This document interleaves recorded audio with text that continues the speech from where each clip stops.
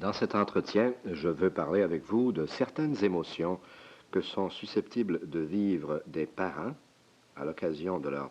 tâches de parents, émotions qui sont, ma foi, tout à fait capables de venir gâter leur vie et contre lesquelles je voudrais pouvoir les mettre en garde et contre lesquelles également je voudrais pouvoir leur permettre de développer des stratégies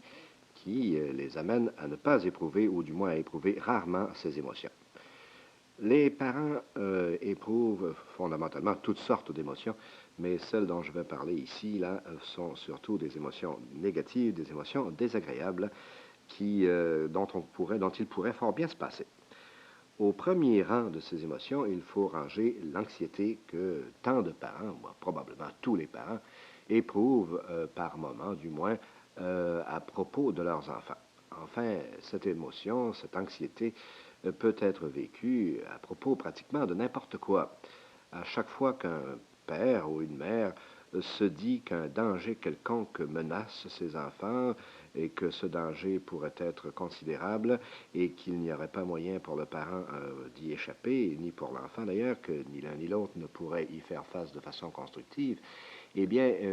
les parents vont ressentir de l'anxiété. Cette anxiété, à son tour, peut les amener à se comporter de manière qui ne sont pas appropriées, qui ne sont pas convenables dans les rapports qu'ils entretiennent avec l'enfant. Cette anxiété peut se manifester à propos soit de dangers physiques, soit surtout, la plupart du temps, à propos de dangers d'ordre psychologique ou de choses qu'on appelle des dangers d'ordre psychologique. Beaucoup de parents ont une terrible peur de ne pas être aimés par leurs enfants. Euh, Vous allez me dire, non, non, les enfants aiment ordinairement leurs parents sans trop de difficultés, et c'est bien en effet ce qui se produit, les enfants n'étant